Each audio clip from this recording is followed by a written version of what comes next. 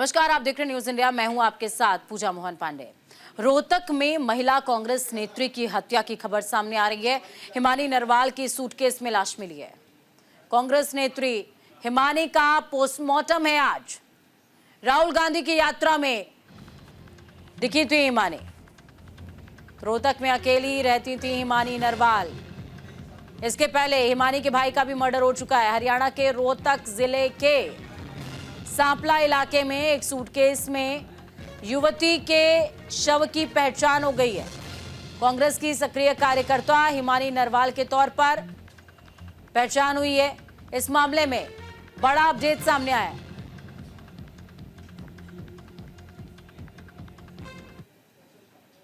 सिर्फ नाराज इसीलिए तो नाराज थे भाई, मतलब अब तक किसी ने मेरे से ना बात की, ना कोई मेरे पास आया भाई। मेरी बेटी जब रात के 2-2 बजे तक कर रही थी तो क्यों नहीं, जब मैं अपनी बेटी का सपोर्ट कर रही हूँ, वो जहाँ काम कर रही है तो उसके लिए मेरे को भी तो सपोर्ट चाहिए ना।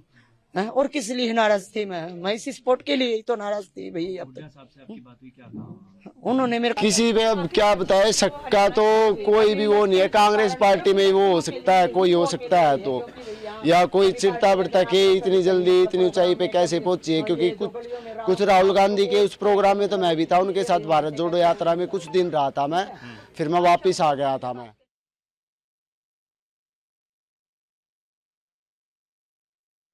देखिए, बहुत ही दुखद है और हरियाणा पुलिस ने तुरंत मामले का संज्ञान लिया है और पूरी इसकी जांच में सरकार भी लगी है, एजेंसियां भी लगी हैं और जो भी दोषी होगा उसके क्या हालात है उन सबको देख के कानून के अनुसार अवश्य कार्रवाई की जाएगी और दोषियों को दंड मिलेगा। वो हमारी बहुत अच्छी वर्कर थी, बहुत एक्टिव वर्कर थी और जो जघन्य ये अपराध हुआ है ये बहुत निंदनीय है। पुलिस को पूरी कार्रवाई करनी चाहिए और जिन्होंने ये घिनौना अपराध किया है उनको सजा मिलनी चाहिए और तुरंत इसमें पुलिस डिपार्टमेंट को एक SIT फ्रेम करनी चाहिए, not below the rank of the DSP। और मैं उनके परिवार के प्रति अपनी सांत्वना व्यक्त करता हूँ।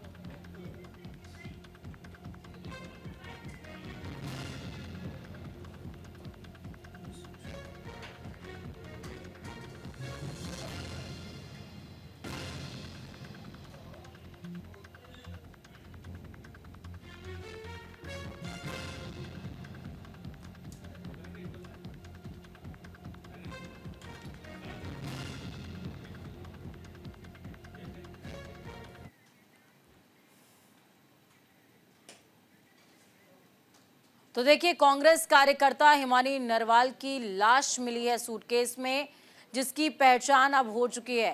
तस्वीरें आपको दिखा रहे हैं, ये अलग अलग तस्वीरें, जिसमें पहली जो तस्वीर आप देख पाएंगे उसमें देखिए किस तरीके से हिमानी नरवाल की लाश सूटकेस में मिली है। और दूसरी तस्वीर में देखिए राहुल गांधी की भारत जोड़ो यात्रा के दौरान हिमानी नरवाल नजर आई थी राहुल गांधी के साथ।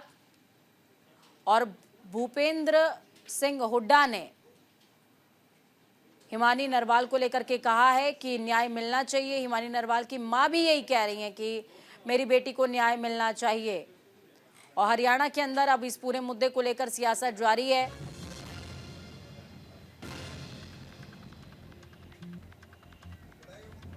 इस खबर पर ज्यादा जानकारी के लिए वीना जुड़ गई हमारे साथ में। वीना अरोड़ा, ग्राउंड जीरो से लाइव। वीना, क्या कुछ अपडेट है? शिनाख्त हो चुकी थी हिमानी नरवाल की, इसके बाद पूरी जो कार्रवाई है वो कहां तक पहुंची है? क्या हत्यारों का पता चल सका है? जी पूजा, बिल्कुल हिमानी नरवाल की जो बॉडी मिलने के बाद कहीं ना कहीं एक बहुत बड़ी घटना जो है हरियाणा में सामने आई है, क्योंकि अग्निकाय चुनाव है 6 बजे वोटिंग बंद हो जाएगी। अगर बड़ी बात यह है कि जिस तरह से जो कांग्रेस के नेता थे हिमानी नरवाल, लेकिन हिमानी नरवाल की जो मां है उनके जो आरोप है बिल्कुल कांग्रेसी नेताओं पर लगते हुए नजर आ रहे हैं, क्योंकि उनका ये कहना है कि जो हिमानी है अभी जो विधानसभा चुनाव हुए थे उनको चुनाव खत्म होने के बाद वो निराश हो गई थी और वो ये नौकरी छोड़ना भी चाहती थी, लेकिन उसके बाद वो शादी के लिए भी मान गई थी। लेकिन उनकी मां का ये भी कहना है कि पिछले 5 महीने से हिमानी अपने पुश्तैनी मकान में अकेली रह रही थी विजयनगर में, रोहतक में।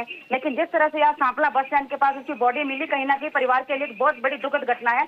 तो इससे बड़ी बात यह है कि उसकी मां का यह आरोप है कि 10 साल उन्होंने कांग्रेस के लिए दिल लगाकर काम किया और जम्मू कश्मीर में राहुल गांधी के साथ भारत जोड़ो यात्रा में पैदल चलती रही। लेकिन आज हालात वो हैं कि 10 साल काम करने के बाद आज कोई भी राजनीतिक जो कांग्रेस नेता है उनकी बेटी के साथ, उनके परिवार के साथ नहीं खड़ा है, क्योंकि बहुत बड़ा हादसा, ऐसा बहुत बड़ा सदमा जो है उन परिवार को देखना पड़ रहा है। दूसरी बड़ी बात यह है कि पुलिस इस मामले में पुलिस का ये कहना है कि सांपला उनके मकान जहाँ पर हिमानी नरवाल रह रही थी वहां से लेकर जो सांपला बस स्टैंड के पास जो बॉडी मिली है वहां पर जो हाईवे है, तो हाईवे से लेकर जितनी भी गाड़ियां वहां पर, जितने भी सीसीटीवी थे, सबको खंगाला जा रहा है। और इसके अलावा कौन सी गाड़ियां, कितनी गाड़ियां वहां से पूरी कहानी में वीना 2 एंगल भी तो हो सकते हैं। एक हो सकता है कि हिमानी का कहीं कोई प्रेम प्रसंग रहा हो या उसके किसी जानी दुश्मन ने इस तरीके की घटना को अंजाम दिया हो, क्योंकि घर वाले सीधे तौर पर कांग्रेस पार्टी पर आरोप लगा रहे हैं। जी बिल्कुल पूजा, इसमें बड़ी बात यह है कि हिमानी 3 दिन से घर से लापता थे। वो किसी शादी में गई हुई थी। परिजनों का ये कहना है कि उनका फोन में 26 तारीख को 27 तारीख को फोन मिलाया तो फोन पर बात हुई थी, लेकिन 28 तारीख को हिमानी का फोन बंद जा रहा था।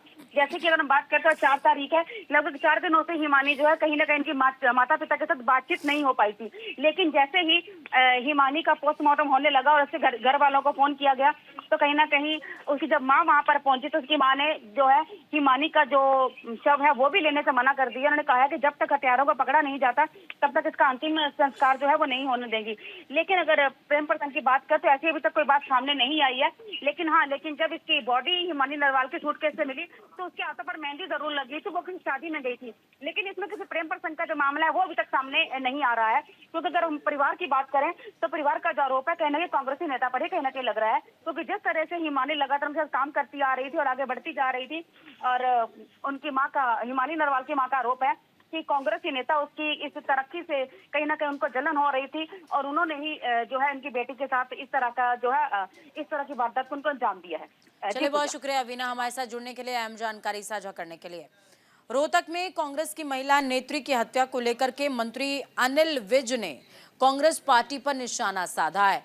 उन्होंने कहा कि कांग्रेस के लोग पहले भी ऐसा करते आए हैं, जल्दी तरक्की करने के लिए दूसरों को पीछे ढकेलना कांग्रेस की पुरानी आदत है। महिला नेता की मां ने भी गंभीर आरोप लगाया है और पुलिस गहराई से इसकी जांच भी कर रही है। अनिल विज ने कहा पुलिस जल्द ही सच को सामने ले आएगी।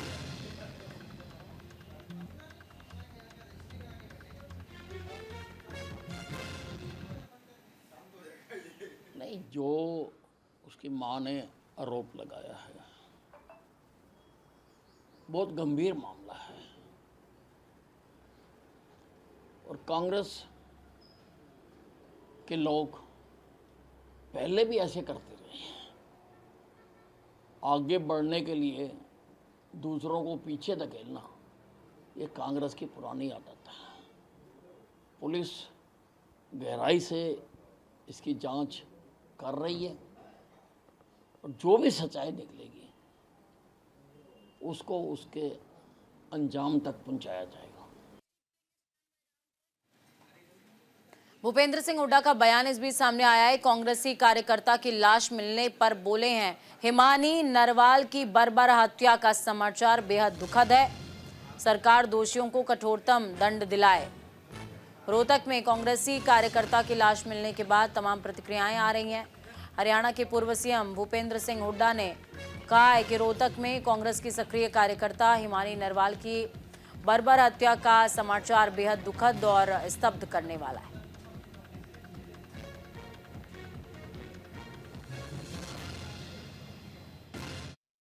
से बात हुई मेरी, वो उम्मीद कर रहे हैं कि शाम तक कोई ना कोई सुराग मिल जाएगा, तो मैंने तुरंत इनसे कहा मैं करके और दोषी को कड़ी से कड़ी सजा दी जाए। कोई जो भी हो, दोषी तो दोषी है, पार्टी अंदर है बाहर है, जो भी दोषी है उसको कड़ी से कड़ी सजा मिलनी चाहिए, यही मैंने कहा है और ये होना भी यही चाहिए। एसपी से बात हुई मेरी, वो उम्मीद कर रहे हैं कि शाम तक कोई ना कोई सुराग मिल जाएगा, तो मैंने तुरंत इनसे कहा भाई करके और दोषी को कड़ी से कड़ी सजा दी जाए, कोई जो भी हो दोषी। हरियाणा के निकाय चुनावों को लेकर के मुख्यमंत्री नायब सिंह सैनी के लिए ये किसी अग्नि परीक्षा से कम नहीं है। स्थानीय निकाय चुनाव भले ही बिना सिंबल के लड़े जा रहे हैं, लेकिन इसमें स्पष्ट तौर पर बीजेपी और कांग्रेस के बीच कड़ा मुकाबला है। लगभग 6 महीने में दूसरी बार हरियाणा के अंदर वोटिंग हो रही है।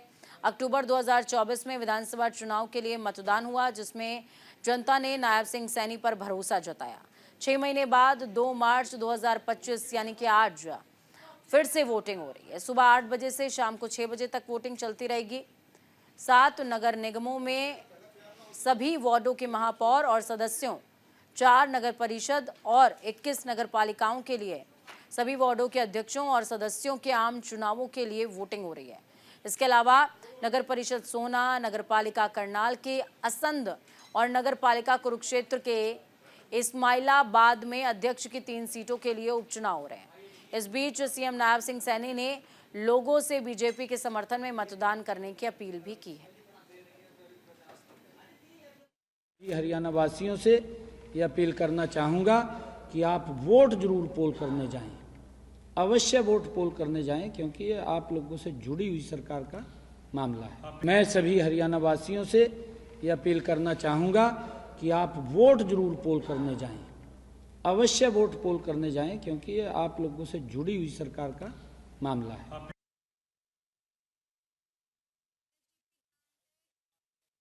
हरियाणा के अंबाला में मेयर पद पर उपचुनावों के लिए बीजेपी उम्मीदवार शैलजा सचदेवा ने अपने परिवार के साथ मतदान किया। इस दौरान शैलजा सचदेवा के पति एडवोकेट संदीप सचदेवा ने कहा कि लोकतंत्र के इस पर्व में सभी हिस्सा जरूर लें और अपना वोट जरूर डालें। उन्होंने इस दौरान बीजेपी उम्मीदवार शैलजा सचदेवा को जिताने की अपील भी की है।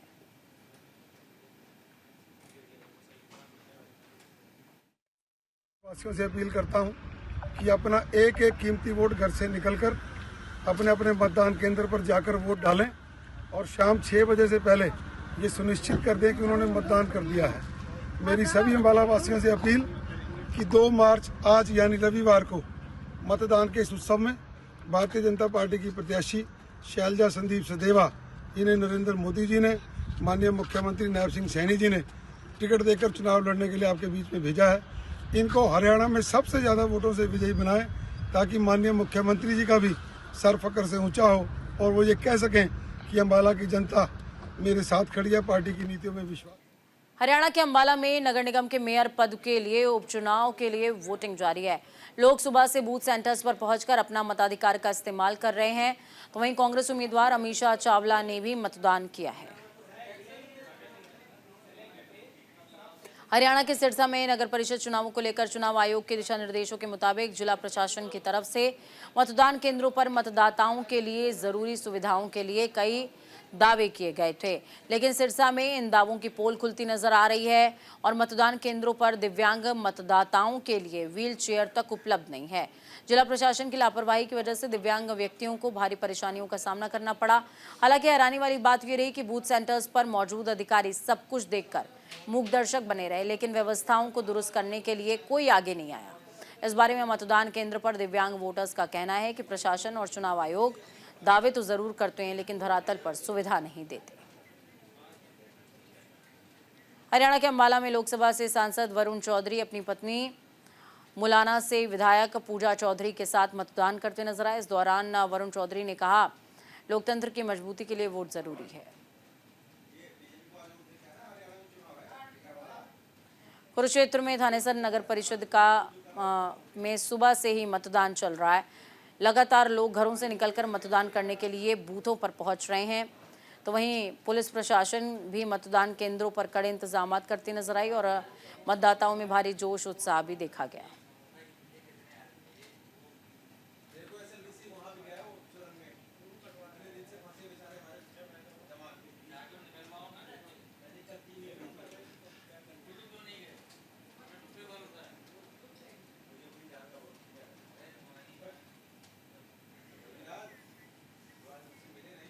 हरियाणा में निकाय चुनाव जारी है। अनिल विज ने अंबाला छावनी में वोट कास्ट किया है।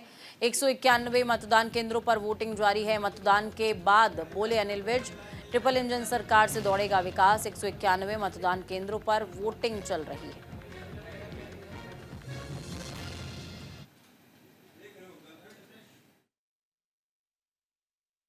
हरियाणा प्रदेश में ट्रिपल इंजन की सरकार बनने जा रही है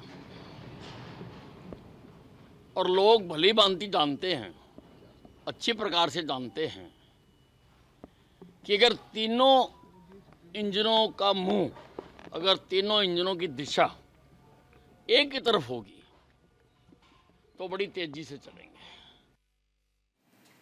यमुनानगर में निकाय चुनावों को लेकर के मतदान हो रहा है। लोग भारी संख्या में घरों से निकलकर वोट के लिए वोटिंग बूथ पर पहुंच रहे हैं। इसको लेकर हमारे सहयोगियों ने मतदान केंद्रों पर पहुंच करके मतदाताओं से बातचीत की है। देखिए। बस ऐसे ही मतलब अच्छा लगता है एज अ जागरूक नागरिक। तो क्या जहन में क्या लगता है, क्या है यूथ के लिए, क्या चाहते हैं यूथ? बस यही कि मतलब थोड़ा मैनेज रहे, मतलब सिटी, इतना ही। आप किस तरह का एमसी चाहते हैं अपने एरिया के लिए? जो अच्छा काम करे और स्पेशली जो पुअर पीपल है उनको हेल्प करे। एजुकेशन के तौर पे कैसे देखना चाहते हैं? एजुकेशन, स्कूल्स में एजुकेशन थोड़ी लाइक बेटर और थोड़ा उनको और इंफ्रास्ट्रक्चर प्रोवाइड करें। बस हरियाणा में निकाय चुनावों को लेकर आम हो या खास, सभी लोग वोट करने के लिए पहुंच रहे हैं। सिरसा में पूर्व बिजली मंत्री रणजीत सिंह चौटाला अपने परिवार के साथ पोलिंग बूथ पर मतदान करने पहुंचे। चौटाला परिवार ने वार्ड नंबर 7 के बूथ नंबर 31 में वोट डाला। वोट डालने के बाद पूर्व बिजली मंत्री ने मीडिया से बातचीत की। उन्होंने कहा, वोट डालना और अपना प्रतिनिधि चुनना लोकतंत्र की खूबसूरती है।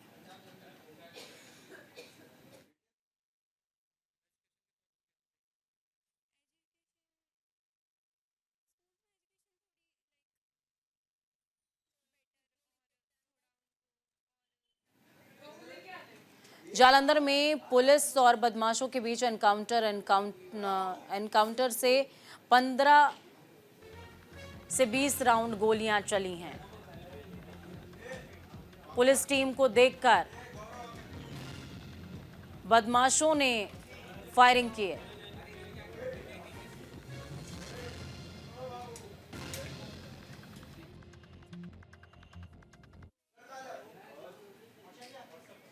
राजधानी एक्सप्रेस में खबरों का सफर यहीं तक। नमस्कार।